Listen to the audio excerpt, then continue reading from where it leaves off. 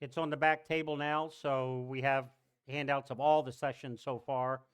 So if you lost one or you weren't here one night or for one of the sessions, please pick them up. When it's all said and done, you should have 5 sessions worth of handouts plus the major packet that we sent ahead.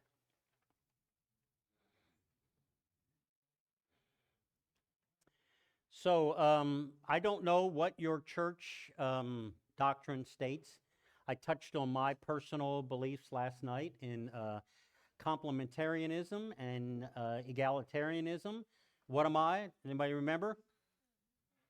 Complementary. And anybody remember what that means? Correct. But it doesn't mean that women can't participate. I went to a church. We went there for a short time because our kids were involved in the orchestra they had.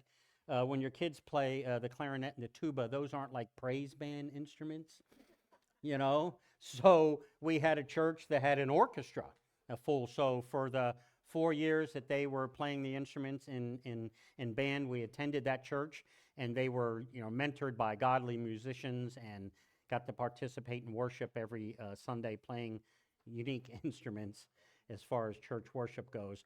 But it was a high church liturgical type of church that practiced complementarianism to the point where women could have no public role except for teaching a woman's class or something like that.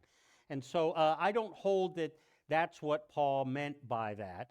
Me, for complementarianism, is exactly what you said. They're unique and distinct roles, and it's like a Venn diagram. There are some areas they overlap in. And I believe one of those is in prayer, and that is in public prayer. I grew up in a church where women weren't supposed to pray in public.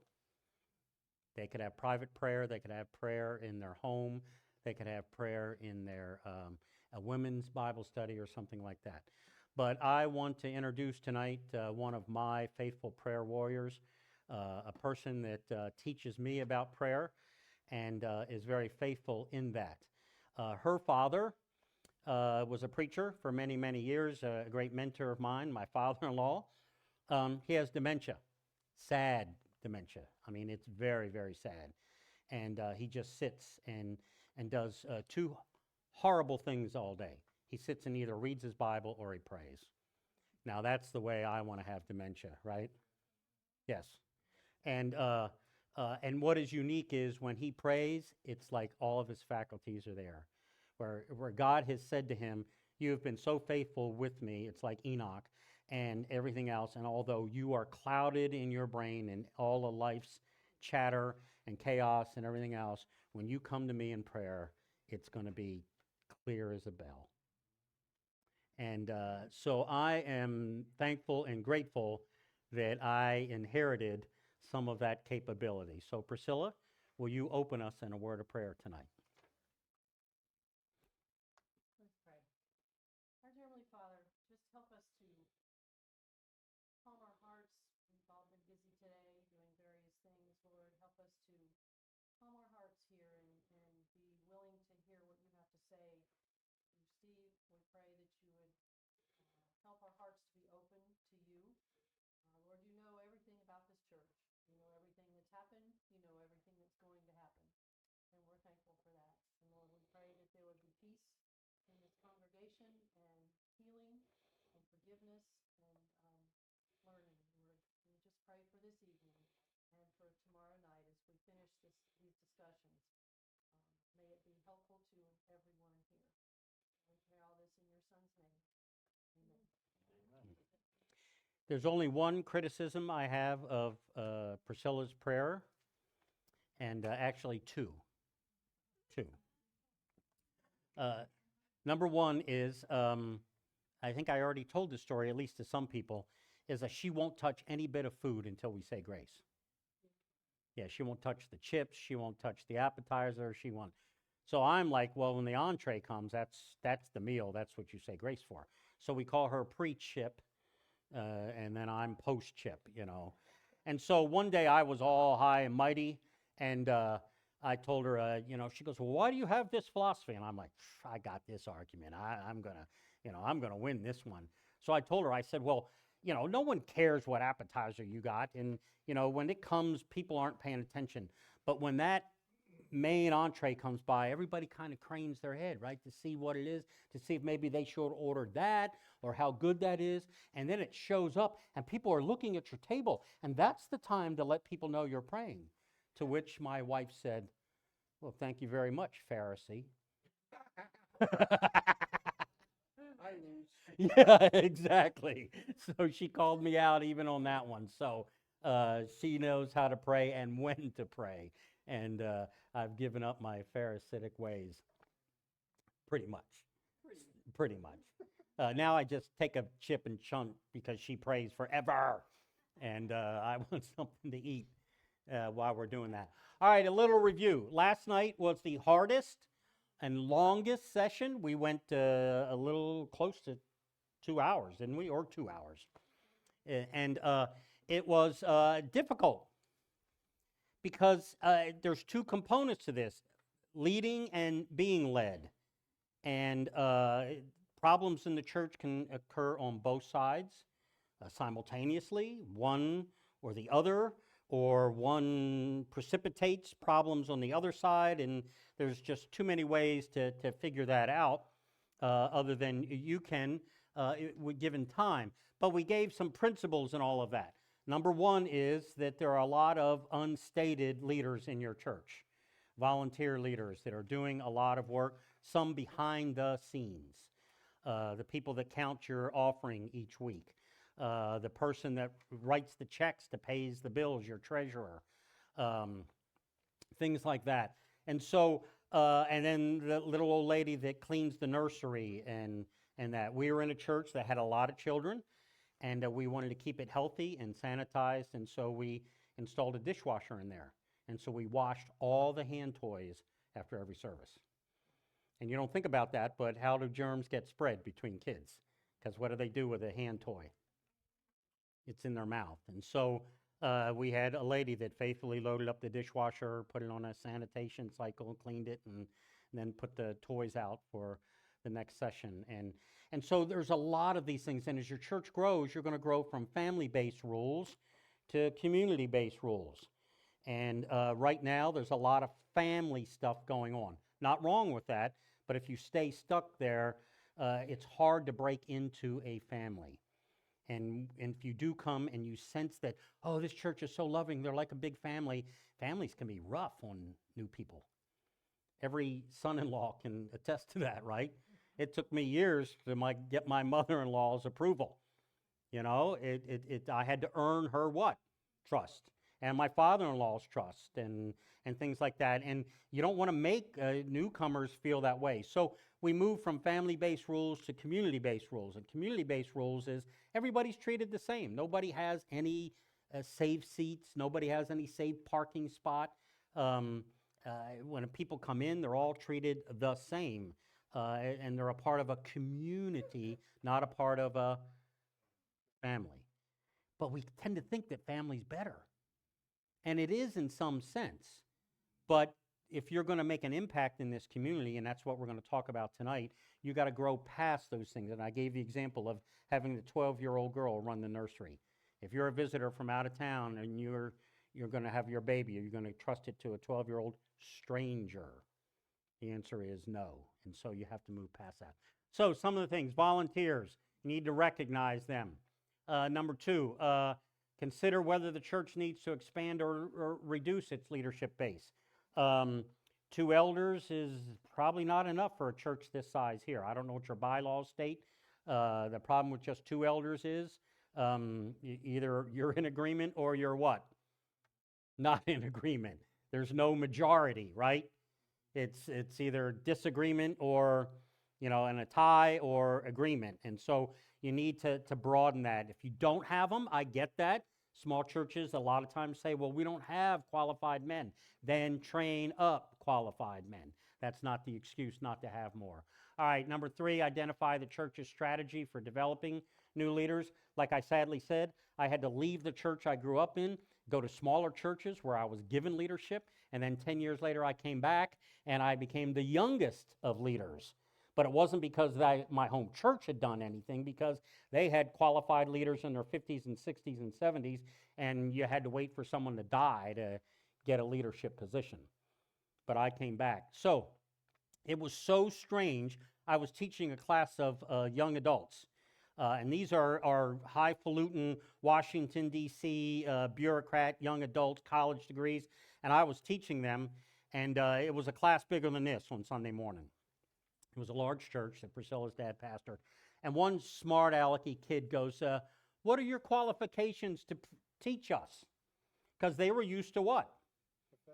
Yeah, professors from the Bible college. So I looked at him and all, and I said, because I'm the pastor's son-in-law. And then that was the only answer I gave them. But I had to win their confidence and do all that and show that I was competent to handle God's word and teach them. And so you got to develop them. And then assess professional staffing needs. You're not there yet, although, what did I say are some of the first professional needs a church needs as it grows? What are they? Tech, worship. Tech and worship, all right? And you need to start thinking about paying for those positions because tech is constantly changing. Any of us have gotten a new phone or get a new TV or get your car and it hooks up to your phone. You're wondering how that happened. You know, you got to have that stuff. Today, our church sent out a voicemail to everybody about a man that had a heart issue today and was hospitalized. And, you know, I'm in New York and my church is in South Carolina, and the technology allowed me to be aware and pray for a church member from our home church. And so those are things that you need to assess. Next slide, please. Does the church have an atmosphere that honors opportunities for diversity and leadership? And we talked about not necessarily ethnicity, because your community kind of determines your diversity. This is not, you know, oh, you got to have black people and Asian people and all of that. It's great if you can. You need to be welcoming of them. But what's the number one diversity hurdle that almost all churches have?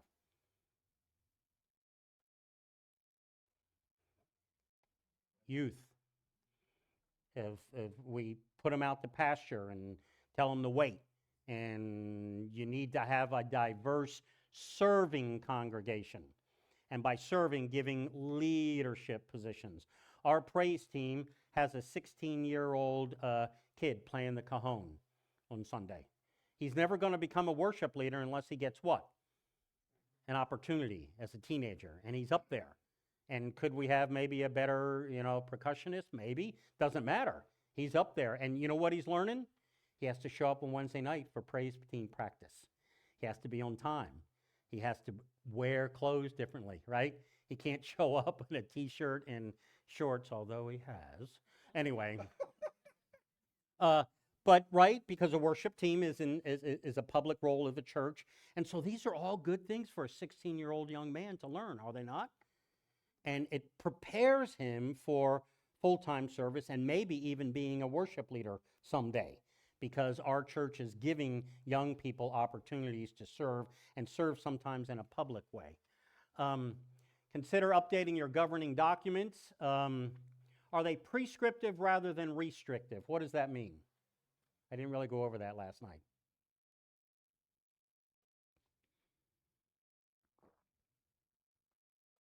What to do as opposed to what not to do. Correct. That's it in its simplest form. Let me give you an example. When I inherited a church one time, we were going through the membership covenant. And if I step on toes, you know it's not intentional. I don't mean it. I have no idea your practice on this, but I'll tell you what mine is. So we got to the church covenant, and we were going through the membership covenant, And it was restrictive. Do not do this, do not do this, do not do this. And one of them was, do not drink alcohol. And I looked at all the men, the deacons around the table. Some of you now are starting to. And I said, all right, gentlemen, we're going to have to tackle this. Where do we stand on this? And I looked up after I said that, and every one of my deacons was looking down like this. And I said, Bob, Well, sometimes I come home, I just need to unwind and I have a beer. Jim, well, after work, the guys get around and we have a beer before we head home. Oh, okay. Well, John, I have a glass of wine at dinner with my wife and so on and so forth. I went around the table. Every one of my deacons drank. And it was a Baptist church. That's not unusual anymore, sadly. So it got to me. Now, Priscilla and I are lifelong abstainers. We grew up in abstaining families. We've never had any desire for alcohol, and at this point in our life, it serves no purpose. And so we have never drunk intentionally. Priscilla had some sangria and a punch one time, and she doesn't believe the things she did that night. But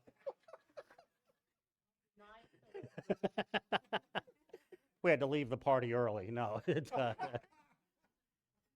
but never. And it's just but it's a discipline of our Christian life, because the Bible does not explicitly prohibit it.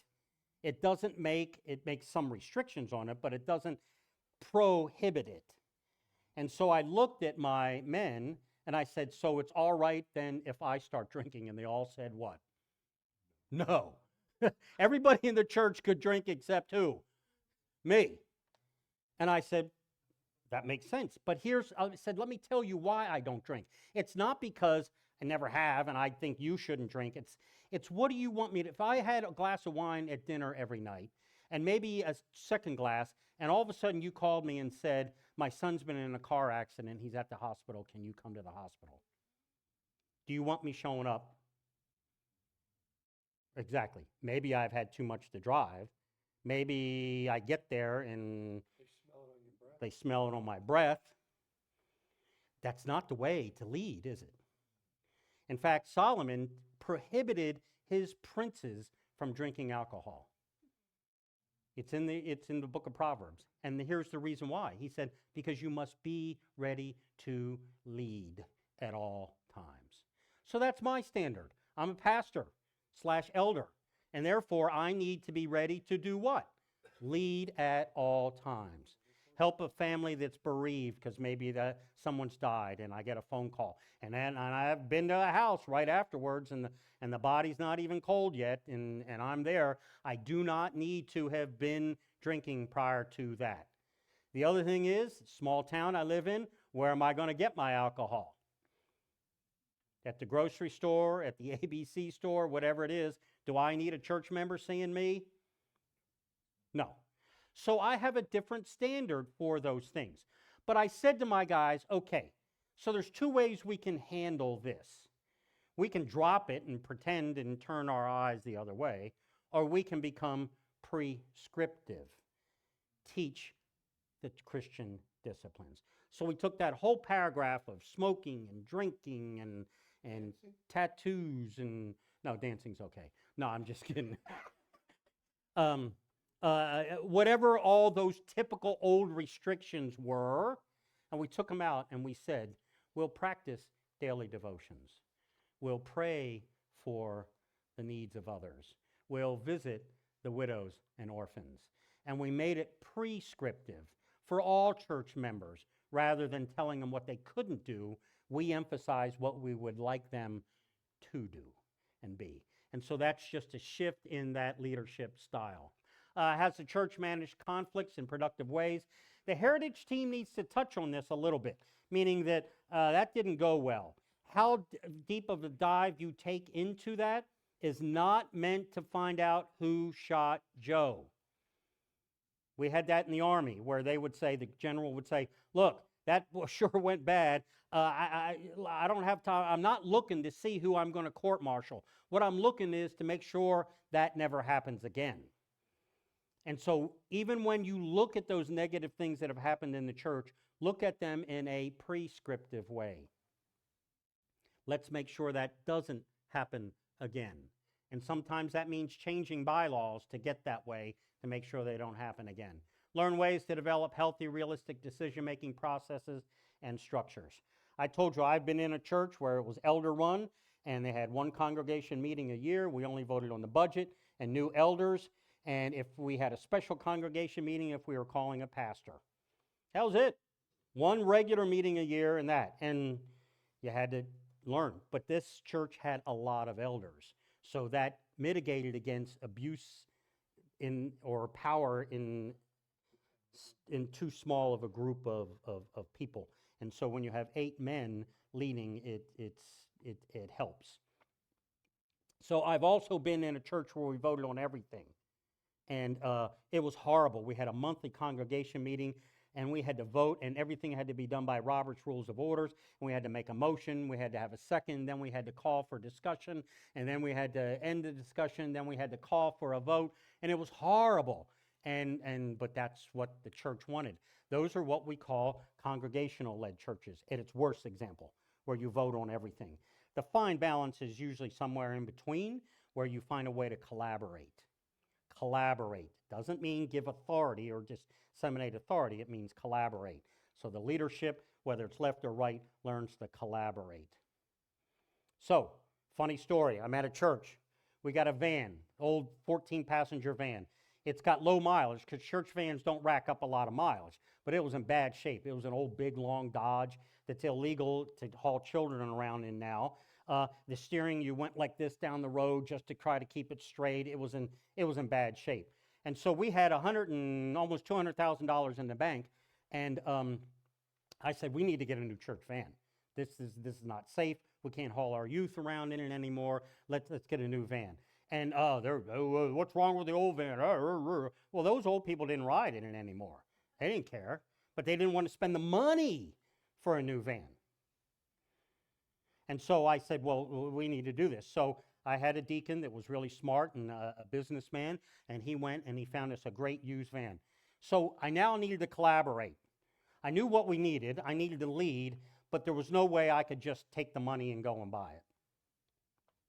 So what we did is we got this van company to loan us the van for a month. And we brought it to church, parked it in the parking lot. We had an open house. After Wednesday night service, go out and look at the new van, and so on and so forth. And so we went out there and we looked at the new van, and it was used, and we got it, and we paid to have our church name on the side.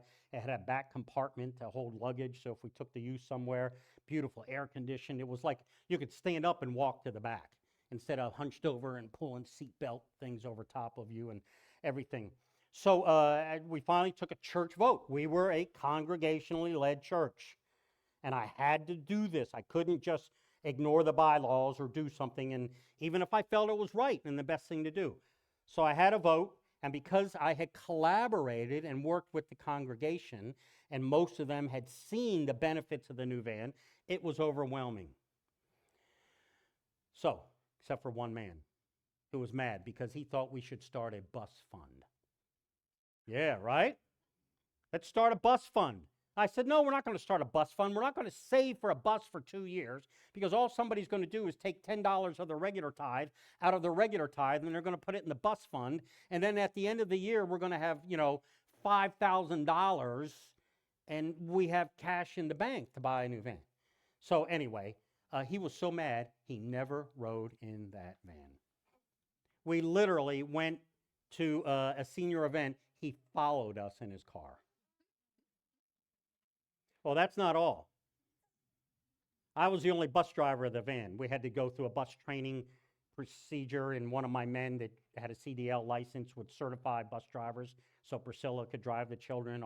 We had a bus ministry on Sunday morning. We made sure everybody was comfortable driving the van. But I was the first one to go through that, and I was driving it. And so I'm taking the seniors to the first place, and they're all getting in the van. Oh, Pastor, this is great. This is a lot of fun. And they all were thanking me for getting the van. And I turned around and looked at them all. I said, you bunch of liars.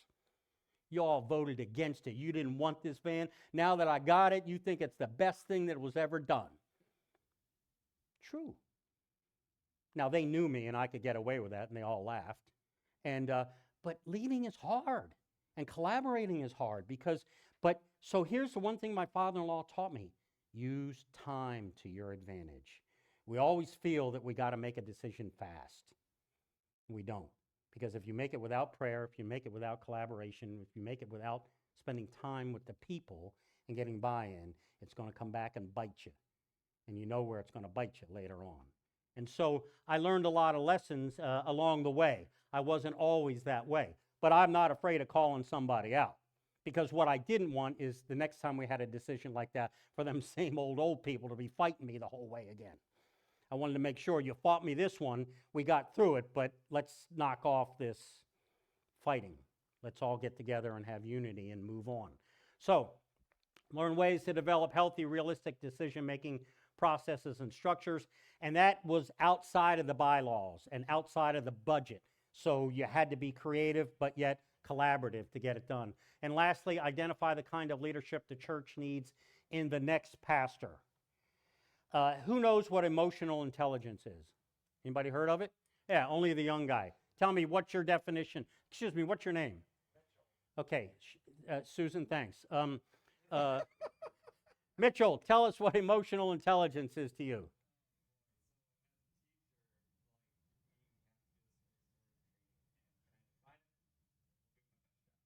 In one sentence or less.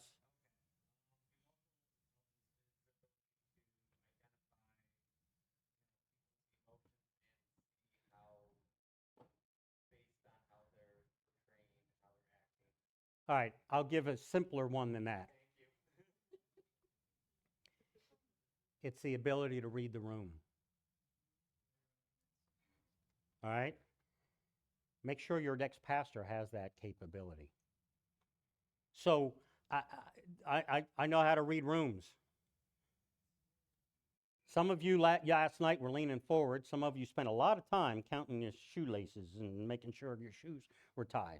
And some of you laugh at the jokes. Some of you think I use humor too much. All of that is all part of emotional intelligence, of being able to read a room. And each room is different. Each time is different. Each issue that is brought before a room is different. And so it was what I talked about is positional authority versus relational authority. And relational authority requires a high emotional quotient in leadership. And so one of those ways is when you're interviewing the pastor, is you give him a hypothetical situation, a case study. And I had some great seminary professors, especially in systematic theology, that would say, okay, today we're going to learn about sanctification or regeneration and justification, but first we're going to talk about a real situation that happened in a real church with one of my students. And one of them was, he said, one of my students was a pastor of a church, and it was a middle-class church, and a middle-class black couple came into the church, sat down, and it was time for communion, and the deacons were serving the elements, and they refused to serve the black couple. Now, you all are Yankees. This is a story from the South, all right? So when you tell the story down south, you don't hear it, oh. You hear, oh, this is going to be interesting. So he says, you're the pastor of the church now. Your deacons are bringing the elements back up, and you see this couple that has caused no problems. They have come into your church. They're clearly middle class, just like the rest of your congregation. And what would you do? And then he'd say, class, go. And so we would all come up with, Sunday school answers. Oh, I would, I would, and he says, well, let me tell you what actually happened. He said that pastor saw what happened. He couldn't berate his deacons at that right in front of the church, could he? Could he turn around and say, hey, go serve them? No, that's going to, I'm not serving them. I'm not serving. That's going to create chaos, right? He could choose to ignore it and then go up and what? Apologize afterwards and say, I'm really sorry. I hope you come back again. They ain't coming back, right? If you do that. So this is what he did. He took the elements before he gave it to the church, and then he went and served this couple. He was fired that afternoon. So it's good to say good, but if you got a wife and 3 kids and you just got fired and Monday morning you don't have a paycheck, that's a high price to pay. And so we can sit here in our sanctification and our self-righteousness and say he did the right thing and that's what we should do, but it takes a lot of courage to lead that way. And trust God enough that by sometime in the next week or two, some other church reaches out and you have a job. Because pastors don't get unemployment insurance, they don't get severance pays. They just, sorry. As my one pastor used to say when he went to deacons meeting, he'd say, well, you might be in charge tomorrow, Steve. And then he'd come in the next day after the deacons meeting and goes, well, I got another 30-day contract. That's the way we have to roll in a congregationally led church. You're only one bad decision away from being termination. So the point is, churches are ugly business, and you have to be able to read the room. And sometimes the reading the room, there's a high price to pay for that. And so make sure your next pastor doesn't rule from positional authority, that he knows how to use relational authority. And give him a hypothetical situation. I took over a church because one of the kids in the youth group had told the youth pastor, I think I'm gay. And it blew the church up because it was a deacon's kid. And the church had no capacity on how to handle that. And the pastor, it was his first pastorate, and he knew not how to handle it. And he used positional authority. And it was horrible. It was horrible. It took me 3 years to straighten that church out over that incident. So be very careful. All right, let's go in tonight's session. It's a lot more fun, a lot of heavy stuff because leadership is heavy and it's difficult and it's hard. And so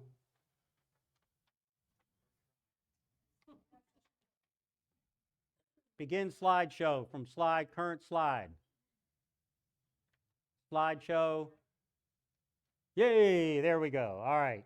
So tonight is called Connections. And we have a problem in the church, especially in a church that you're not as bad as some of the churches I've been in, but here's the problem that Priscilla and I have. She's really old. You're back on the couch. And I am, well, this time of the year I'm what? Only 1 year younger than you. But I'm 18 months younger than her. But here's the problem. The older we get, we have less of one thing. And it has to do with relationships. What is it? No, well, yeah, that's true. Huh? No? Social circle. The older we get, the less friends we have. And if we've been raised in the church, almost all of our friends are where? In the church. And so it becomes our kids, our grandkids, and our small group. That's our friendship thing. And so we turn the church into a clubhouse because we want to do things with our friends, right? So we want to go apple picking. We want to go to the favorite restaurant that is whatever it is. You want to go, we have a dinner theater near us, a Christian dinner theater. So, load up the church van and take all the old people to the dinner theater. And so what happens is the church calendar, I can look at a church calendar and basically tell how many old people are in the church by the types of activities that are listed on the church. And I know what I like, old stuff. And so I have time, but here's why have my friends' circle gotten smaller? Some have died, yeah. What else? Yeah, I don't have work friends anymore. I don't have to be nice when I show up somewhere and hang out. I'm not supervising anybody anymore. I don't have a boss to keep happy. I don't have, we're having a cake in the break room for Steve's birthday. Let's all go in there and, I grab a piece of dried out cake and go back to, no, I don't have to do any of that anymore, right? I don't have to chip in $5 because Bud is retiring and we're buying him a stupid plaque. All that is gone from my life. So people die. It's a little at the extreme, but I'm no longer working. So I've lost all my work friends. I may keep them for a year or two. Oh, let's get together and have lunch. But if they're still working and you're not, they don't want to hang out with you because all you're going to do is brag about how many golf games you've played, right? Or how late you sleep in. Or how you got a bass boat out back and as soon as you finish hanging out with you knuckleheads, I'm going bass fishing. They're not going to hang out with you for very long. What else? Health changes, okay, you do less, right? You're not out there. What else? We talk about family, as you get older, that's why we just got back, is our kids are gone. They're here, there, different directions. So we've lost that part too. Or the opposite happens. Your kids just live 3 blocks, 2 miles away from you, and you're watching your grandchildren 2, 3 times a week, right? They're at your house, and so your circle of friends has become your grandchildren. And you're watching them, and you're busy doing that. And so these aren't bad things. They're just part of our life cycle. What's the last reason our friends are less and less? And you probably don't know this one, Susan. You've been spot on up to this. Probably because I've offended half. There you go. But I'm going to flip the coin around. Your worldview has been solidified, how you think about things and so now you only associate with people that are like you. You're not forced to be friendly with the guy that has another politician's sign in his front yard. You know? You don't even have to talk about politics if you don't want to. Your worldview is solidified. And so what happens is I come to your house and all I see is Fox News on 24/7, 365. Because you know all the Fox News personalities. You know who's pregnant, who's getting married, who just got divorced, what time they come on, who their guests are that day. And some of you are like, oh man, he's been in my house. He's looked in my window. Or you're of the opposite political strain and you have your favorite channel and you do that. Or sadly, you may be a big Housewives of fan and I come to your house and it's all the housewives of every town in America. The point is we become narrow and narrower, and then we can become hardened and hard-headed and prejudiced and everything else. And so our worldview gets smaller. So let's turn to 3 John and see some scriptural things that maybe will help us. And this is how churches inadvertently become clubhouses. Because the longer you're at one church, the more comfortable you become and the more expectations you have for this to be your safe place. And you come here and you see the prayer list and you pray for those people and only those people. And it just, you become in. And I'm going to give you a metaphor for that actually comes out of the Bible. But 3 John verses 5 through 8, there's only one chapter, not chapel. Beloved, it is a faithful thing you do in all your efforts for these brothers, strangers as they are, who testify to your love before the church. You will do well to send them on their journey in a manner worthy of God. For they have gone out for the sake of the name, accepting nothing but the Gentiles. Therefore, we ought to support these people like these, that we may be fellow workers of the truth. So let me ask you, this is not rhetorical, this is a legitimate question that you can feel free to answer. How should a church show hospitality to a visitor on Sunday morning? Introduce yourself. Okay, all right. So a friendly welcome. All right. What else? Yes. Invite them to sit next to you. All right.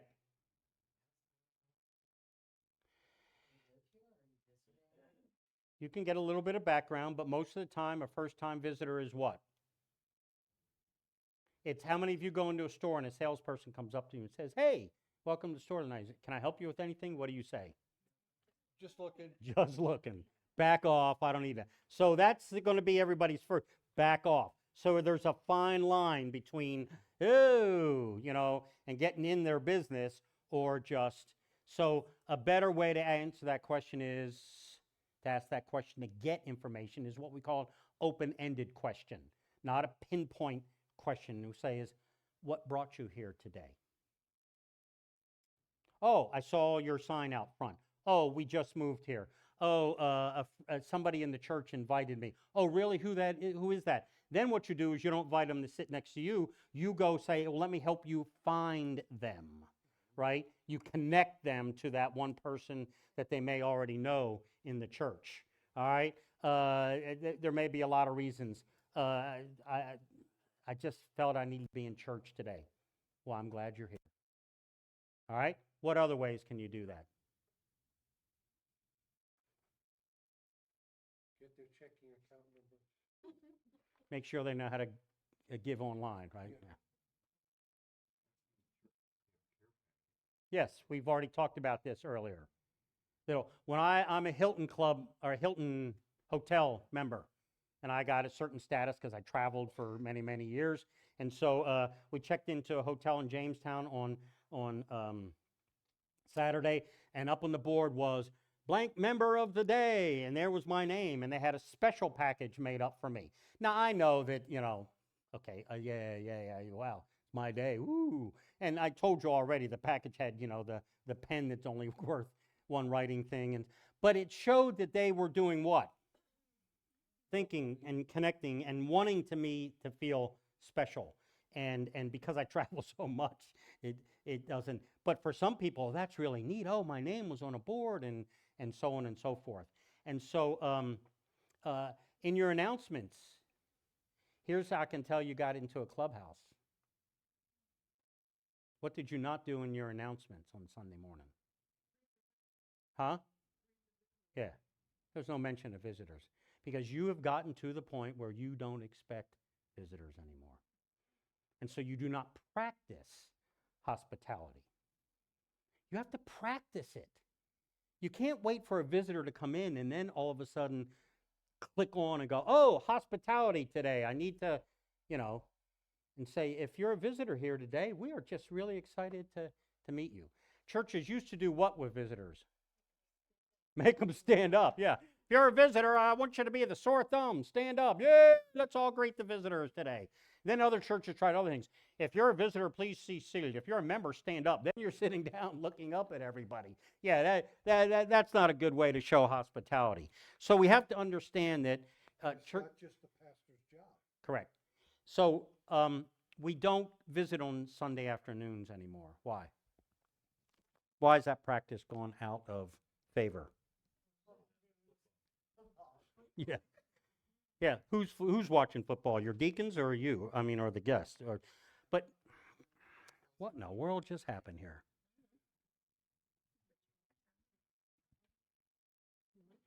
We used to do that. Some churches give their pastors a budget to take visitors out to lunch. So it's not a cost of the pastor. He gets $50 a week. He's not going to spend it every week. You don't get visitors every week. But that's nice for him to know that if you're a visitor, say, you know what? Are you new in town? You know any of the restaurants around here? Let my wife and take you two out to dinner or lunch today. Would that be all right? Or if not today, how about Monday night?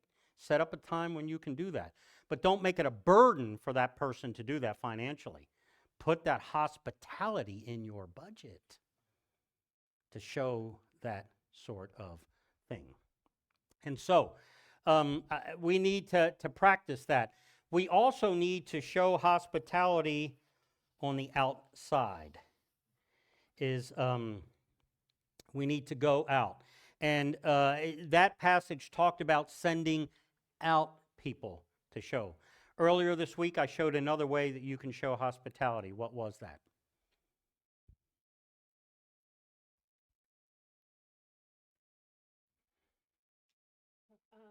Not using church lingo on the sign? That's connecting. That's a different thing.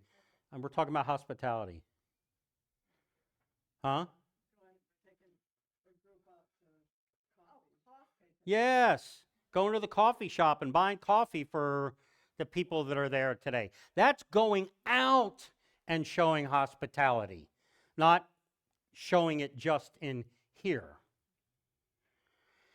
And why would you do it at a coffee shop and not at your house? Not as threatening. Yeah. Your house is a threatening place. Inviting them to your small group on Tuesday night at your house is not hospitality. I'm not going to a stranger's house if I've only lived in this town for a month and I get invited to somebody's house and I got to figure out what time they live and my wife is a nervous wreck because she wants to know if she should bring something or how she should dress or she's got to get a sitter for the kids and she doesn't even know anybody in town that can sit for the kids. Can she bring her kids? And you're getting hammered with on one side and you're trying.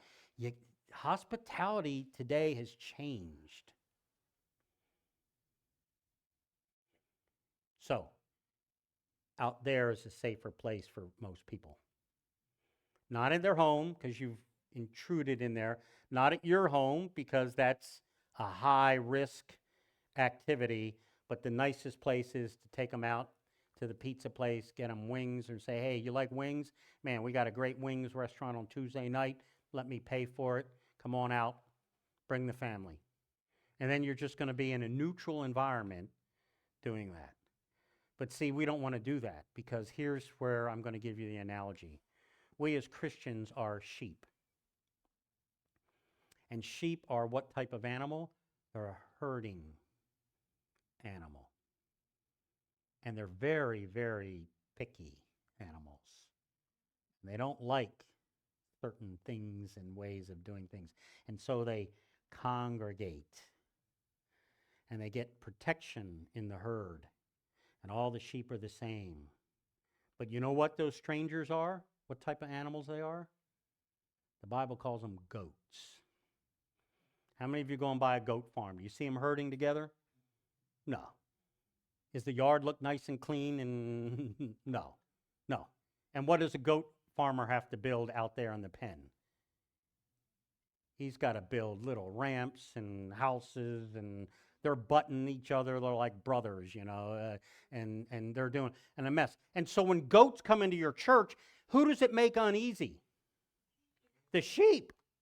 We got a visitor. Anybody greet him yet? You remember what Steve said when he was here? We got to do something. Who remembers what Steve said? Oh my goodness, we didn't do anything like he said. We don't have anything to give him.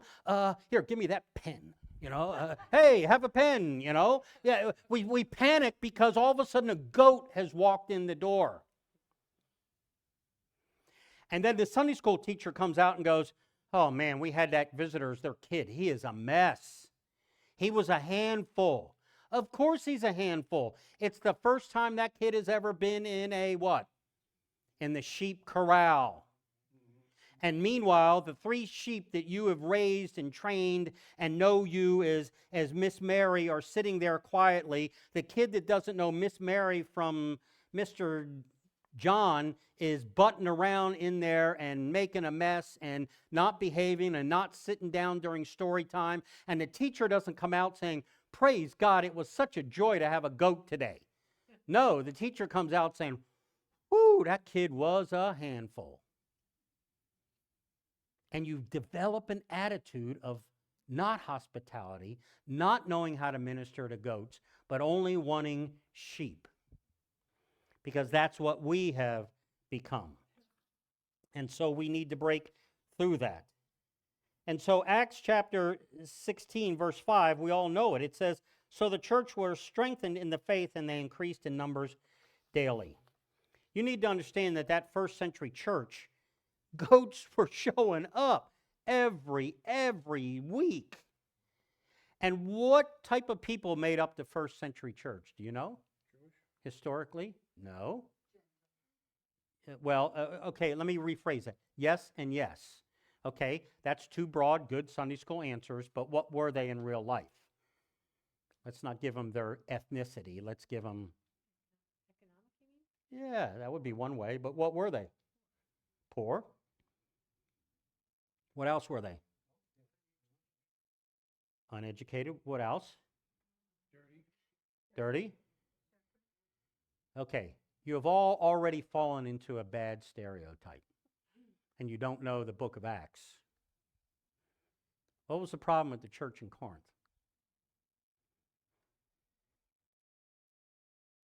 What were they doing that Paul called them out on? They were eating too much and drinking too much. Who was eating too much and drinking too much? The wealthy people. And they were telling the poor people, know your place, wait your turn. So you all came to me and said, hey, you're the visitor, you get to go through the line first. Well, guess what? I wasn't first because there were 4 people in front of me already. I'm not saying that was wrong. I'm not calling those people out, but I know who you are. And we took your picture last night. Yeah, that's right. So hospitality, let me tell you how bad hospitality can be. I was in a church, had a Wednesday night supper, and a visitor got a coupon for their family, free, first time. How much does that cost a church? Nothing. I mean, we're buying 10 pizzas, 15 pizzas. Okay, bring your family of 4. You get to eat for free the first night. Well, that's kind of nice, you know. You get in there and the family would show up. Well, this one family showed up, and it was pizza. And our kitchen manager, volunteer worker, stingy old sheep. She was just, you know, she was in charge of everything in the kitchen. Everybody was afraid of her. And it was basically cheese or pepperoni pizza. It was bad. Anyway. And it was sat out on a big long table just like we had set up. And then she would order a special deluxe, you know, pan pizza, whatever, for the kitchen people. She knew how to take care of her sheep, right? We're going to get the good pizza for that. So, ding, ding, ding, it's time to start. The family's there. They're going down the line. And the kitchen help opens up the box, and they find out they have a plain cheese pizza. Oh, this story gets worse. And they're like, where's our good pizza? Where's our pizza? And someone realized, it's out on the line. It's out in the line. Those lesser sheep are going to eat our good pizza. So she goes out of there and goes down the line looking for it, and she sees that this guest family has already got good pieces of pizza. Yes, she did. She took the plates away from the family and said, this pizza is not for you. Now, it's all easy for you to say, oh, but the only reason you don't have a story like that is because you are not doing what? Wednesday night suppers. And you're not giving away free, and you don't have goats here on a regular basis. But these are the challenges that goats bring into a church. How do you treat them? And you're not worried about the decent people that know that you would never do that. What's going to cause the problem with the goat is that one sheep that definitely doesn't want a goat. The Sunday school teacher that doesn't want an unruly child. The kitchen manager that doesn't want to give up her good pizza to new people. It's the person that comes in fussing because they say, somebody parked in my parking spot, and they got out-of-state tags, and they say it out loud in the lobby, right? Because they're already upset that they had to park 2 spots away. Those are the people that disrupt what you're trying to do in hospitality. So what's the best way to overcome all of that stuff? Yeah, buy the same. Fix that problem. Our pastor fixed it. He was mortified. I was his associate. And he went into the kitchen and grabbed that whole pizza box, took it away from the kitchen help, and went out to the family where they were sitting at the table and said, here, I apologize. Here's a whole pizza. But you know what? Nobody called her on it because they were afraid of her. Because she was what? Royalty in the church. And so you know what the pastor used to do? He used to sick his dog on them. Yep. He'd come into the office Monday morning, I need you to talk to Susie. We can't have that happen again, Steve. So, but that's what a good associate pastor does. So, but yeah, no, what he did is he sent me to a food handling course. Smart pastor. Said, I'm going to send you to U.S. Food, Cisco, and you're going to learn how to handle food. And so I came back and trained the kitchen staff on food procedures. and how you don't bring a covered dish covered in aluminum and let it sit in the kitchen for 3 hours and then serve it. That's why I won't eat anything that isn't in a crock pot. Because how long does it take for germs to start to spread in an unheated pan? About 40 minutes. So you come at Sunday school and you put the thing out there and you set it on the table out there and it's covered with aluminum foil and it gets served 2 hours later. You're one food poisoning away from making the newspaper. So, not a criticism of you. God's blessed you. But what did I do? What did I put in the budget? No. Because I don't like casseroles anyway. The crock pots work, but then you got to run power strips down there. You got 14 power strips in a series plugged into one circuit, and then pop, your circuit breaker keeps going. No, I bought a warmer thing. So if that's going to be a part of what you do all the time, those are the things you need to grow out of family to what? Community. You need to establish food handling things. The last thing you want is a guest to come here, go home that night, and they're guzzling Pepto-Bismol because they got sick on your food. If you do that with family, doesn't matter, right? What's wrong? Oh man, I had Miss Susie's casserole. I'll never do that again. And that's what you do. But if you're a guest, what do you say? I ate at that church and man, I got sick. You see the big difference between how you handle goats and sheep? And so my challenge is, and the way I say this is from lessons I've learned and experiences I've had, is it's not a condemnation of you. It's that this is not going to be an easy thing. It's not a switch you flip and say, turn on the hospitality lamp. This is a lifestyle and a way of thinking that has to change in your congregation if you're going to double the size of it and grow and change this community. And so I'm not telling you run out there and buy a food warming thing, but if that's going to be a part of the way you show hospitality, you got to get to community standards on food handling, not family handling. It's not Thanksgiving dinner where everybody shows up. And you either got to get more ovens and put them on warm and throw those things in the oven, but you can't lay them out on a thing. Now, my wife's going to get mad at me. And she goes, why did you get that specific? Why? But anyway, it's because I went to a food handling course and came back to the church and said, we're all going to die next Wednesday night. So, connecting. This is what is important on connecting. So go to the two more slides because the next one was the verse. Go to the next one, please. So, we've already talked about this. This is a natural, organic thing. You become more insular and isolated. It's not a criticism. It's a fact that the older we get or the longer we're with each other, the more we become like what? Like each other, but what was the metaphor I used? Sheep. We become like sheep. We have a herding tendency. All right? That's not what we need. Our number of connections grows smaller. We become disconnected from even our previous connections. Here's why your neighbor's never going to get saved. Because you've already invited him for the first 5 years you knew him and his family. And at some point, what did you do? You stopped. Because you gave up on him. Don't give up on your neighbor. But you got to have something new to tell them about, right? Hey, I know I've invited you to my church before, but man, we're doing something new, and I think it's really going to scratch your itch. I really think it's going to, be something that you and your family would like.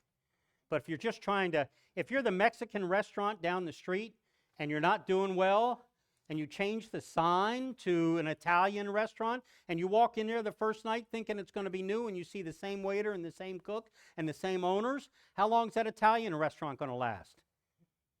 It's the same restaurant that just repackaged itself. Being hospitable is not just changing the name of your restaurant or your church in that sense. All right, less activities, less hobbies, less friends. Our inner circle becomes populated with people just like us. And so what happens is you stop inviting your neighbors to activities at the church. because it's always the same. They've already said no to all the things you're doing and you have been doing for the last 5 years. And so what happens is evangelism withers and dies and ends up becoming accomplished by 1 or 2 people in your church. Next slide.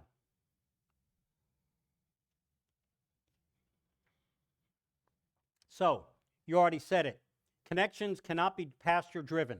Why can they not be pastor driven? Why cannot the pastor be the one that joins the Rotary Club or the Farmer's Grange or has a men's meeting at the coffee shop on Thursday morning? Why can the pastor not be the one that does that? Yes.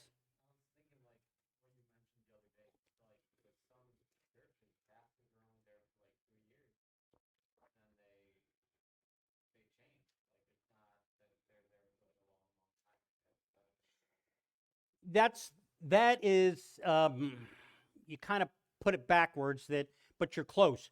If they're pastor driven, what happens is when the pastor leaves, might be 3 years, might be 1 year, what happens to those connections? They're gone. They're gone. And then the church is back to the sheep are like, meh, meh, and they're all herding together wondering what to do.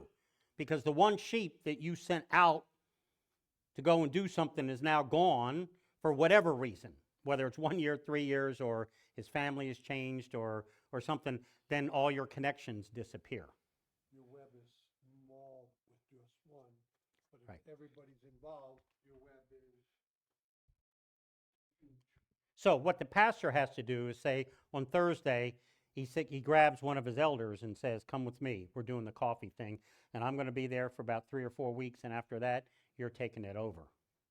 Or I grab you and I say, come with me, we're going to, do whatever we're going to do. We're going to go down to the flower, whatever shop down here, Peaches and Honey and Cream or whatever, and we're going to load people's cars for free.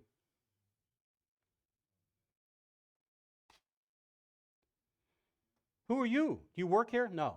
Well, why are you helping me drag all this stuff out that my wife just bought that I don't have any idea why? I'm here just to help you. Why are you doing this? Oh, my name's Steve. I go to the church down the street. You new here? No, I've lived here for 10 years. You ever been to Faith?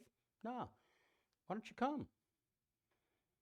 Because you're doing it where? In a neutral place, and you're providing a service, and it's not the pastor doing it.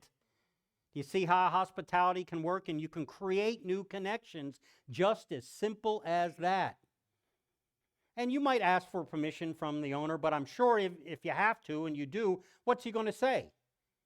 No, I don't want you helping my customers. No, and what may happen is the owner of that place may say, hey, you guys are different. He may come. And next thing you know, he's doing Bible studies at his place for his employees. This is how the kingdom grows. So, connections can't be pastor driven. I said this to the people I was eating with on Sunday. This is the other thing that most people don't realize about pastors. Most of them are more of an introvert than they are an extrovert. Most pastors are introverts. Why are they introverts? And why do they have to have a good segment of being an introvert?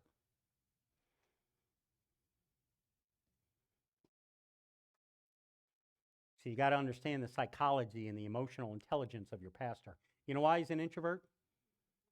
Huh? No. It's because he likes studying by himself. He likes coming to his office, whether it's at home or at the church. And when he's at the church and you bust open the door on Tuesday afternoon and say, hey, pastor, you got a minute? You've taken that introvert that is deep in study in God's Word, preparing for the sermon on Sunday, and you have tried to flip on an extrovert switch on that guy. So what happens is, if you keep interrupting that introverted pastor who studies here at the church Monday through Thursday or Friday or Tuesday through Friday, guess what he starts doing? Studying at home. And next thing you know, you all are complaining that, well, you know, when the pastor was first here, he used to be in the church office all the time. And boy, after a couple of years, he never came to the church anymore. He said he was at home studying. I don't know about that, but, it's because we kept interrupting the introvert and telling him to be an extrovert. These are guys that have gone to a bachelor's degree in Bible, usually, 2 years to get a master's degree to be a preacher, and some of them go on to get a D-Min. They are students in heart.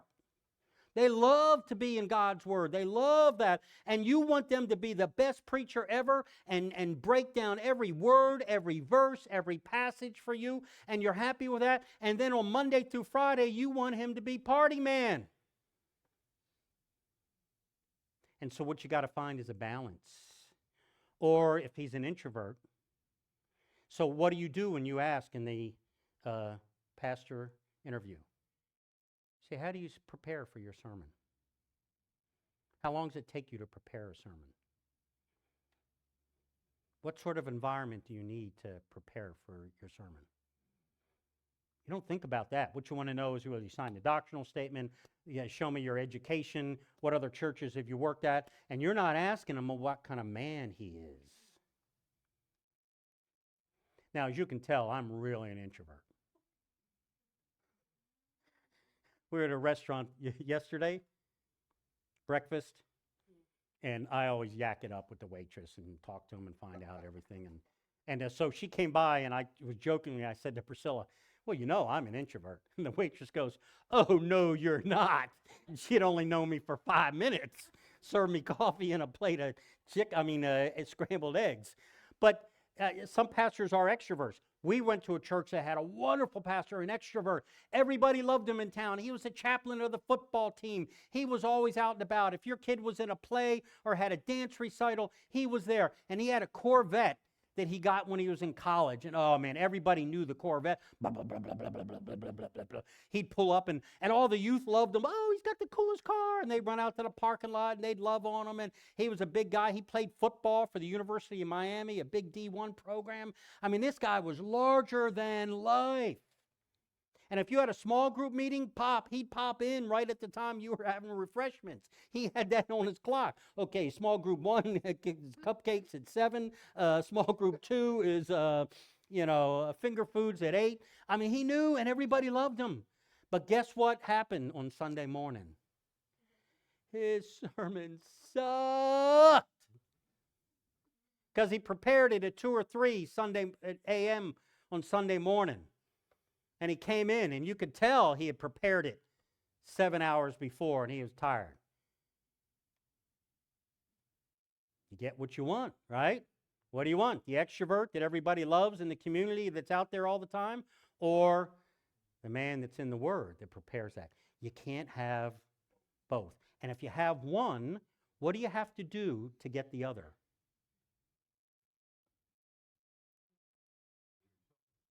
There you go. The church has to pick up the slack. And it's going to be easier for the church to pick up the extrovert side than it is to get the pastor. You want a pastor that's in the Word, that loves God's Word, that he lives and breathes God's Word. And you want him to be at the hospital, to pray for you, to do all of those things. But if you want him to be Mr. Party Man and everybody loves him, there's a price to pay for that. And if you keep interrupting him in his introverted time, he's going to retreat smaller and smaller and become more and more disconnected. What's he trying to do in doing that? He's trying to do what? It's not a bad thing. It's a good thing. What's he trying to do? Huh? No. He's retreating now. He's becoming more and more closed in. Protect, not necessarily self. Sometimes he's protecting his family too, but what's he trying to do? Protect his time with God. So I've found a balance. I'm an old man. I know how to prepare a sermon quickly. I re-preach sermons, but they always get studied and rechanged and everything else. I've never literally read an old sermon, but I still have sermon prep time to do. I create new sermons. God puts it on my heart, so I do all that. But I know, and I have a system, and I do all that. But I'm not the young guy anymore. I've been doing this for 40 years. So I know how to find that balance and do all that, but I can't do it all, especially in a church that gets twice this size. Do you know what the span of control is for every individual? How many people they can influence and be a part of? It's a science, not, you know how big it is? 30 people. So how many leaders would you need in the people for right here tonight? You need at least 3. But you bring in one pastor and you tell him all of this, you've already doubled, if not tripled, his capacity as a person. That's why I don't know all your names and I can't know all your names, because I just don't have that capacity to go beyond 3 names, let alone 30 or 35. So we need to do that. Connections can't be pastor driven. Benevolence must become a core value. It's the fuel of evangelism and missions. Who is benevolence for? Huh? That's the source of it, but who is the object of benevolence? The lost. I haven't heard the right answer yet, because you haven't given me the biblical answer yet.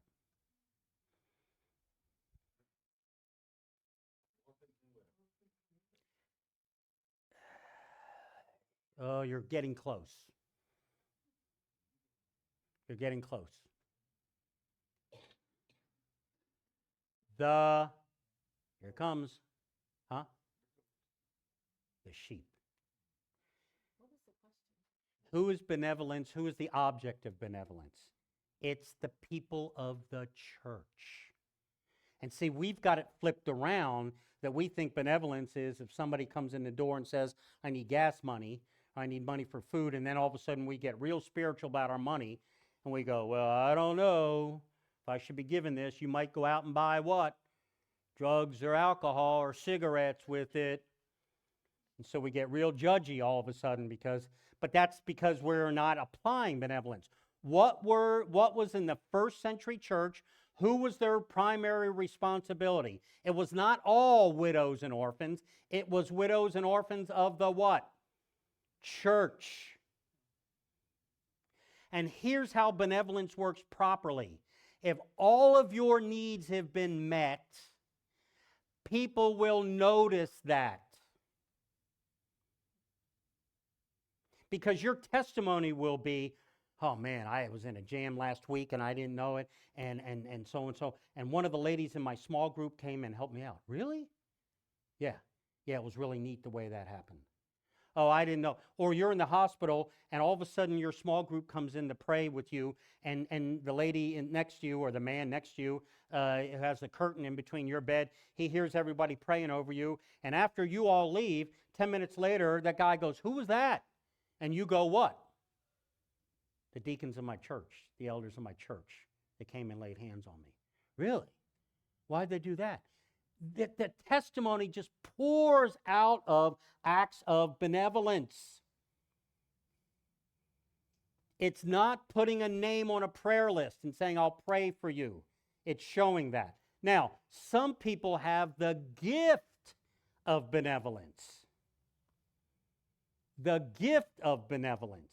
The church's responsibility is benevolence to its members.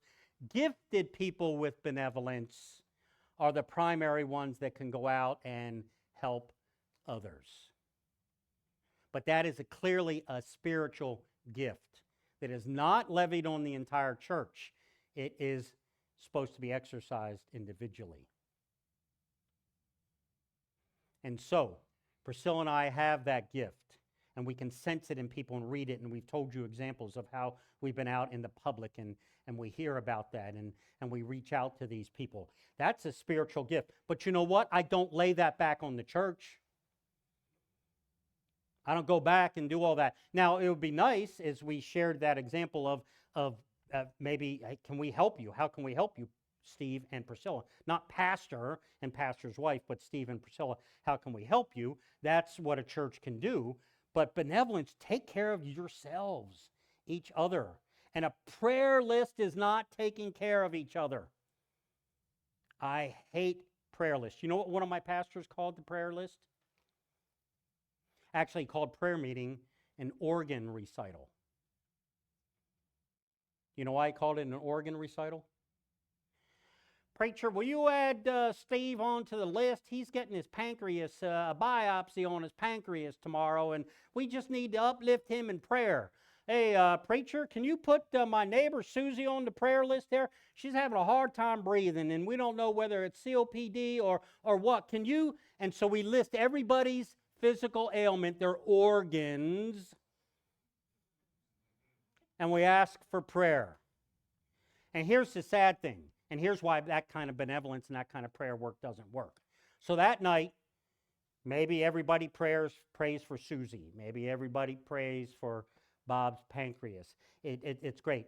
How many times do you think they pray for them in the following week? 0. Because we think our job in helping others is to bring a name and adding it to a prayer list. Now, for those of you that faithfully pray for your prayer list, you have a giftedness, and you are the warriors of the church. I'm not talking about you all, but I know how the normal church person works. I saw a funny cartoon years ago where a guy was walking up to somebody, and he goes, and it says a little thought bubble in the cartoon. It says, "Oh my goodness, I told Bob I'd pray for him. God, whatever happened to Bob, just I pray that it was in your will. Hey, Bob, how you doing?" And the prayer was in that moment before he got there, because he hadn't prayed one single bit since the time Bob had asked for prayer. So this is how I solved that problem in the church, all the churches I've been in. You brought a prayer request to the church, you are now the sponsor of that prayer. And the prayer list had the name of the person we were praying for and whatever it was. I didn't say you couldn't pray for illnesses or anything anymore. And after that, I had the word sponsor, and your name went right there. You brought a prayer request to this church, you were responsible for it. Then guess what I did next week when I went through the prayer request? I went, "Priscilla, last week you asked us to pray for your neighbor Susan. Give us an update. What's going on with her?" And if she said, "I haven't had a chance to talk to her this week," you know what I say to her? One more week. One more week, or her name gets taken off. I'm not playing. You're either going to take your prayer request serious, you're going to look after Susan, you're going to pray for her, and you're going to keep us aware of what's going on in her life. But I'm not going to burden the rest of the church. Or let Susan be under the misconception that people here care. Now that sounds rough, and that was hard. But after a month, we had genuine prayer requests. And people came with updates. Now, I don't care if they called them Wednesday afternoon at 3 going, "Hey, I got to tell my pastor what's going on." Doesn't matter. There was a contact made. Because what am I trying to teach my church what to do? Connect. That's the whole part of the session here tonight. Learn how to connect. And if someone has come to you, I know you're a church-going man. Will you, I got a lot of problems. Will you have your church pray for me? Yeah, I sure will. But you're now the conduit. You're the connection. He doesn't know anybody else in the church. He knows him, right? And it's his responsibility to stay connected and maybe even pray with them. Maybe even pray with them daily. Man, that changes. Guess who it changes first? It also gets rid of all this, this feel-good kind of, I'll ask my church to pray for you. It stops that. It stops that. That isn't genuine. What I want are genuine prayer requests. I'm not excluding anybody out of the church. I'm just saying we need to make real, definitive connections. And that's how I trained my church to make prayer meeting meaningful. And we would go through that prayer list, and it was wonderful. And what else was another result of that prayer list? Guess what else we learned? I would think you would be encouraged in your faithfulness. How? Because you're hearing what God has done. Close. You're on the right track. We heard answered prayer. Pastor, you can take Susan's name off the list. She got her biopsy back, and she doesn't have cancer. Woo! And then prayer answered. But most of the time, we get somebody on the prayer list, and when I go into a church, I'll find out, I'll say, this is what I do my first night of prayer meeting. I go, okay, we got Mabel here. She was having problems with her husband. Does anybody know Mabel? Well, somebody brought Mabel's, put her on the prayer list. Oh, yeah, Pastor, I think that was Susan. And Susan left the church 2 years ago when they moved out of the area. Oh, you mean so Mabel's been hanging around on our prayer list. Nobody knows anything about her. And the person that brought her here, the prayer for her, we have no way of connecting with Mabel. Susan's left, so on and so forth. It gets rid of all of that. The prayer list then becomes a living, breathing document. It has a life because we hold people responsible for the connection rather than just getting credit for telling the person I put your name on the church prayer list. So benevolence becomes a core value, and part of that is prayer. Lastly, connections require a high degree of grace and one-way service. In your documents, the one statement that scares me, and I know where it's coming from, and I know it's coming from a good place, and I don't want you to change it unless God has placed it on your heart to change it. But I'm going to use it as an example tonight. Your doctrinal statement talks about how you will connect with other people and organizations. Did you know that? And it's under the theological principle of separation from the world. That's a biblical principle, and it's a good thing. But carried too far, it becomes the barrier. And your doctrinal statement is extremely restrictive, not, what's the other word we want? Prescriptive. It's one of the few restrictive, very restrictive things I found in your doctrinal statement. So it starts off with a genuinely true statement with the appropriate scripture. It says, we will be separate from the world. Yes, we must be as Christians, but we can't be separated so far to the point that what? We become a flock of sheep in our clubhouse. So look at that and see if there's a way you can make that prescriptive rather than restrictive.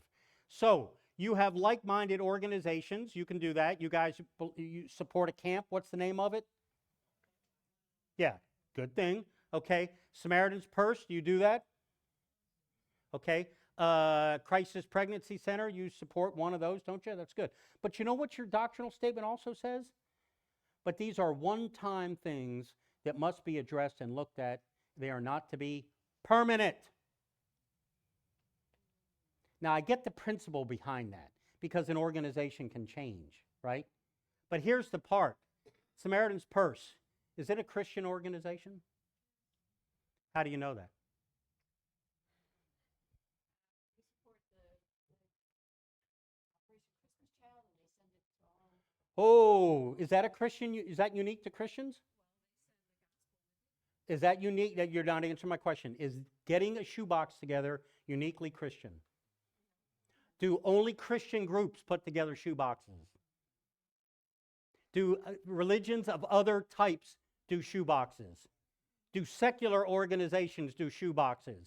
Is Samaritan's Purse, Operation Christian Christmas Child, what?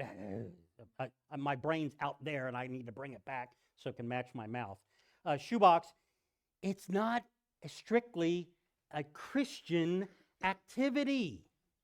If you go to a site to help package the boxes and go through and make sure everything is appropriate, you're going to be standing next to a Catholic. You're going to be standing next to a Lutheran. You're going to be standing next to a Presbyterian, and you may be standing next to someone from a secular organization.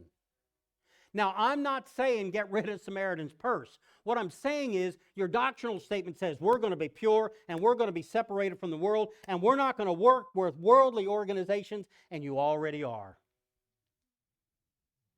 Priscilla and I, when Hurricane Helene came through the Carolinas, we were scheduled to be on vacation a month later in Western North Carolina. So we went out there and we volunteered in a relief center. I didn't go into the relief center and say, if you're a Christian, raise your hand, because that's the only way I can be here. It was run by the city of Banner Elk.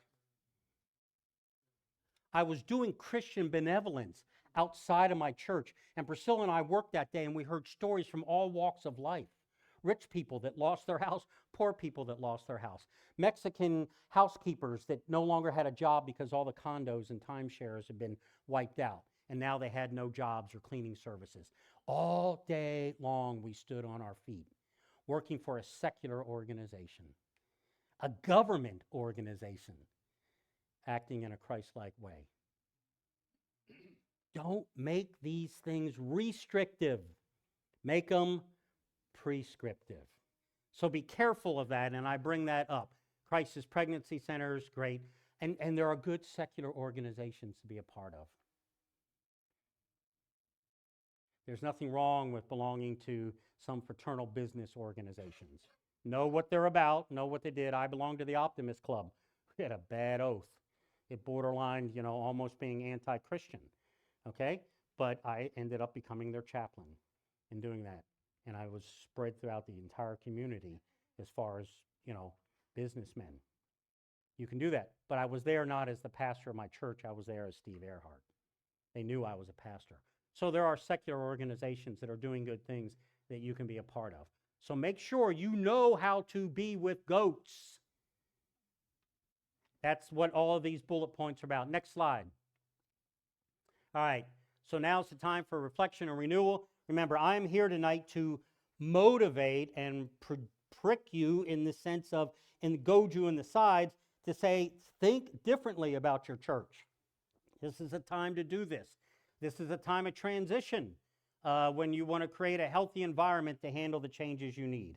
And so I have given you probably 100 different ideas in the last 3 days, have I not? From my vast experience as a pastor of many, many churches and in the situation God has put me on. These are not the plan. Some of the ideas may work for you, some of them may not. Some of them may have gotten your attention, and you should talk about that with your spouse and say, is this something we can do? Or if you're not married, if you're a widow, widower, or you're single still, nothing's prohibiting you from getting involved in this way.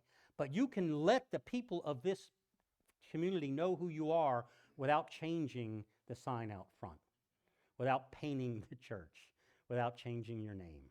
You can just be out in the community. And so there are many, many ways. Next slide. All right, so we're in the wilderness now. It's getting wild and woolly, right? Crazy stuff going on, crazy ideas, things that maybe you never thought of that you need to look at. And so let's make sure that we're in here and we're finding some direction, we're clarifying identity. And what I do like about that one statement in there in separation is you said nothing should be permanent. And I agree with that. Some ideas work, some work for a season of time. Priscilla and I went back last year. We go to Banner Elk every year. We went back to the distribution center. It's closed down. People are there. But we went to restaurants. We ate in the local restaurants. We said, hey, how are things going? Things changed? Are you doing all right? And so we're starting to show a partial connection to the community of Banner Elk. Now, God's working on us first. We're seeing the changes in that community. But you know what else we've done? We've liked them on Facebook. So now I get notifications on Facebook on what's happening in the town of Banner Elk. So when I go there, it's not like, oh, you've been going a year. I can go in and say, hey, man, you guys are doing some great things. We saw that 2 other fire departments donated fire engines to you guys because yours were lost in the flood and the hurricane. And you had a big celebration about that. That connects you with people, right? Mm-hmm. When you're in town and you know about what's going on with them. And how do I do that? Facebook. Come on. Make Facebook work for you in those things. All right. We want to get out of the wilderness. Next slide. All right. So tomorrow night is where we got to do it. So this is what you should be doing between now and tomorrow night. You've gotten 4 session outlines of the tasks of each one of these teams. Tomorrow we talk about your future because by 8 o'clock, Thursday morning, I'm on the interstate, hopefully heading back home to South Carolina because I got to be in New Orleans. Oh no, we got a week break. But anyway, we got to get home and take care of some things. So I'm not going to be here to babysit you. And this is where it's going to determine whether you are going to transform yourself and renew yourself in this time period. So tomorrow night, we're going to talk about team building, the future, your future steps. And I want you to think, is there a team that I'd like to be a part of? You can be more than a member of one team. The teams meet at your discretion. You need to pick somebody that's going to kind of be in charge of the team to determine how you meet, where you meet, when you meet, whether it's in a home, whether it's here at the church, whether it's Sunday after church, you bring food for your team and your team stays here and works, whatever. Be creative in doing all of that. We'll talk about the realistic time frame for how long it should take each team to work through. Some teams, it's going to take a little bit longer to work through than others. And then the future. My commitment is tomorrow night I'll give you my email address and my phone number, my cell phone number. Any member of this church, well, let me rephrase that. Any member of any team is free to contact me at any time. And if that is, Steve, our team is stalemated, we don't know what to do, I'll say, man, let's just have a little FaceTime next time you meet. Let's see what's going on. Let me see if I can help keep motivation going and keep you jump start you again or whatever it is. I'm in it for you because I would like to be invited back the day you install your pastor. That would be nothing happier for me and a blessing for me to be sitting here and just seeing the fine work that you have done, being led by the Holy Spirit, reaching the goals that God has for you. But tomorrow night, we're going to kind of put some ideas down, and I'd like a commitment. I'd like to leave here Thursday morning knowing that each team has some team members and understand what they need to do. Questions about connections?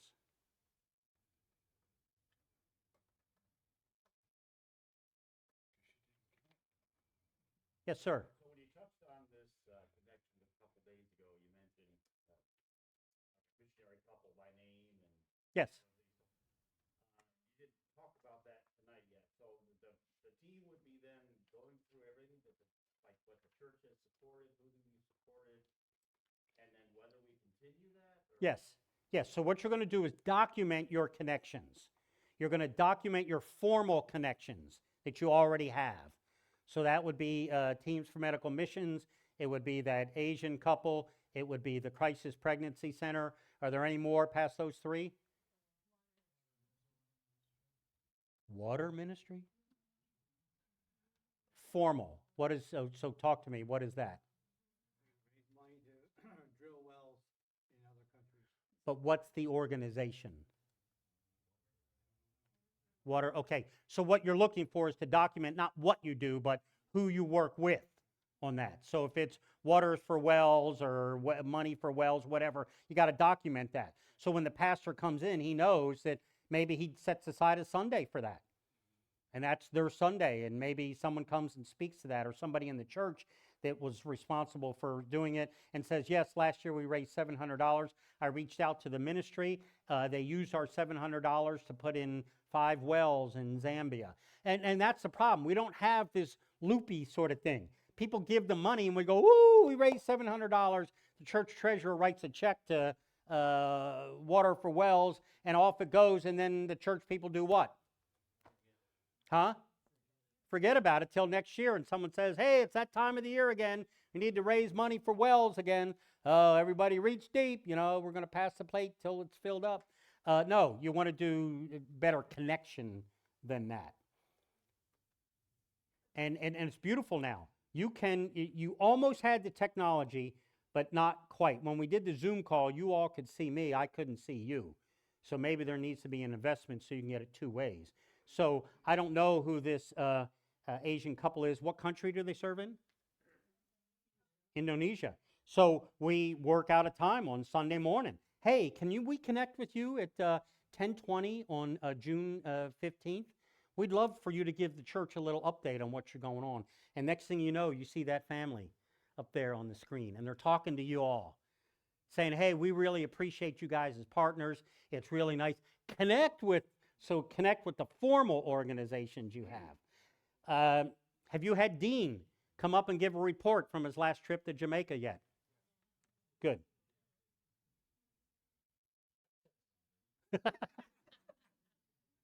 40 minutes later. So that's good. But that's what you want to do with all these things. So you got the water thing. You got Samaritan's Purse. How many shoe boxes did you do last year? 20 some? 120. That's about a box per person here. A little more. I don't think we have 120 here tonight. Who sets the goal each year? There's no goal. Then there's no, why are you doing it? I'm sorry. It's brought, and it's brought up that we're doing it, collection date is such and such. Last year we did so many. There's a challenge there. Okay. But there's no real specific goal. But there is a challenge. The challenge to do a shoebox is not the challenge is, you know what? Let's do 150 this year. Let's reach deep people. Our church has grown. What I'm trying to do is get a process in here that as the church grows, it's not this, because families do that. My kids come over to my house and I go, man, I got a tree I cut down. I already cut the wood. It needs to be split. Who's going to help me? Well, Dad, I'm kind of busy. You know, you don't want that. I'm like, you, next Saturday, my house. We're splitting wood, you know, and then I'm buying lunch, okay? We have lost the art of being what? Direct and concrete. We have been so used in the church to being not blasé, indirect, yes, which is the opposite of direct, but a passive voice. People please. Or afraid of failing. Hey, last year we did 125. I think we got 25 more in us. Our church has grown by 3 families. We took that challenge. We did that. I'd love for us to have 150. Well, you know what you place at risk? Why people don't want to do that? Because what if you only bring in 149?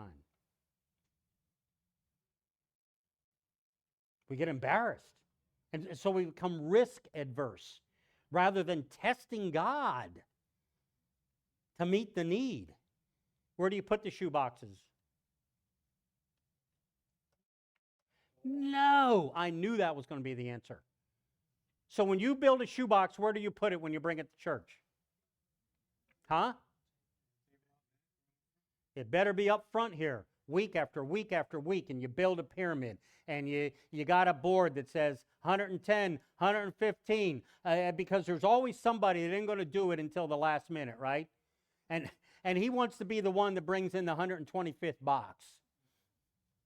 You got to understand human nature too, and how to motivate people and how to do all of that. And when a visitor comes in, they may know nothing at all about Samaritan's Purse, but when they see a whole pile of shoe boxes up there, what do they say?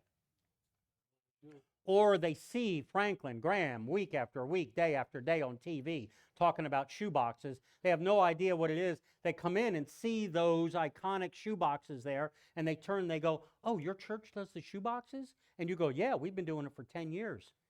And we increase our shoe boxes every year by 10%. That's something to be in heritage to rejoice about. You see how it's a Venn diagram and all this stuff covers at each other. Our heritages, we go with this team and we've done this, but man, our connection is we're going to do it even bigger and better this year.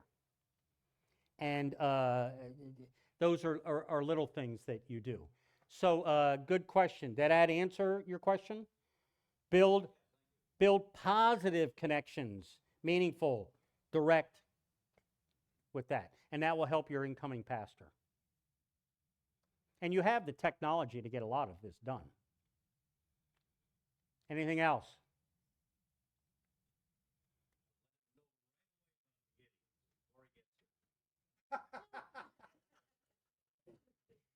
We laugh, but the answer is yes. Because you know what he may bring with him? Connections that he already has. Or a Bible he stole from the hotel. There's Mormon Bibles in the hotels now. Mormons are copycatting the Gideons. So, how many of you are feeling a little overwhelmed? 1, 2, 3, 4, 5, 6, 7, 8, 9. How many of you feel that you'll be happy when I leave Thursday morning and hopefully that this will blow over and you'll return back to the way it was? There's some of you that feel that way.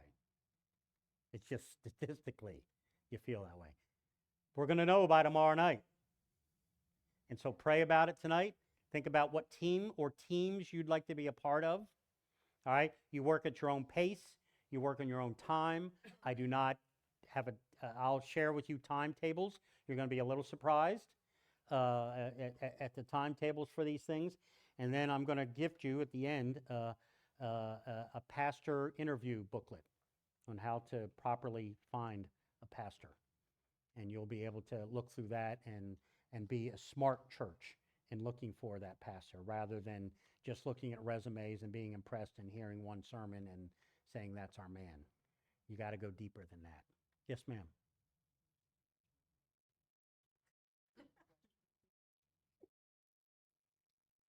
Just don't ever tell anybody she's older than you are again. I'm used to it. All right. All right. You ready for this? Last great story tonight. I got more for tomorrow night, but last great story tonight. I dated her younger sister first. Wait, the story gets better. I was 15. Her sister was a year younger than me. I was 14.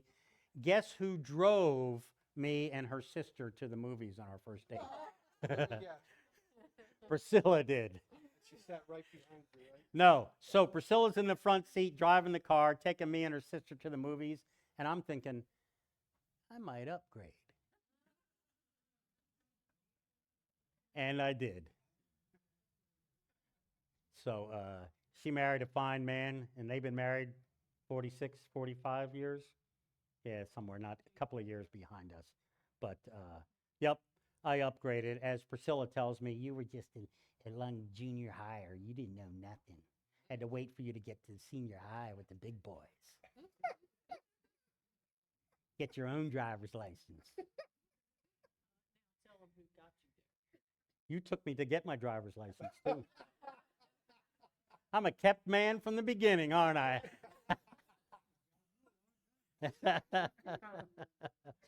So, all right. We have come to love you guys in the few short days we've been here with you all. Priscilla and I go back to the Airbnb, and we just sit and talk about our time with you all. We're thankful for the hospitality of the Airbnb. We're thankful for the hospitality of a trip to Niagara Falls today. The coffee has been excellent. The friendship, and most of all, you have been the best audience with my jokes that I've ever had. So and you've ruined me as far as Priscilla. She's going to have to break me of all of this. But no, I have a baseball bat in the car if you need it. no. The scariest time I ever had with her, it happened once, and it only happened once, is I did something inappropriate at church, went a little too far, and we got in bed that night. All the doors are locked, the lights are turned off. I climb in the bed, and I hear, "We need to talk." I had nowhere to run to. All the lights were turned off, doors had been checked. I was captured in bed, and then I got the lecture. And so that's her little shorthand for me. We need to talk. So I know I've done something, but no, she's been a gift to me for many, many years. And our three sons love and adore her, as do many other people. So thank you. So let me close with a word of prayer. You're free to go. Come tomorrow night prepared to commit to some things. And you're not going to sign a contract. It's not going to be binding. But the church needs to know, meaning the church needs to know what you're interested in doing. And we're going to kind of go through a little timeline of what you need to do and how they're going to overlap with each other. So tomorrow is more practical in the work part of this. Dear gracious Heavenly Father, thank you for bringing this church together 40-some years ago, starting in a house and making its way to this building here and this community. And every community needs a God-fearing and a gospel-telling church. And the bones of this church are healthy and strong. But just like anything, as it ages and we grow tired, we grow weary, and sometimes we even become complacent. And so, God, I just pray that the Spirit of your Spirit will energize us, awaken us to the things that we are capable of doing. Teach us how to make connections in simple and small ways. Teach us, and some of us, like me, need to be taught with a baseball bat, others with a gentle whisper. Whatever method works, God, we pray that you will use it, that this time next year we will find a growing, vibrant church, perhaps with a pastor leading them to your glory and to the spread of the gospel and a revival of Randolph. We ask all of this in Jesus' name. Amen.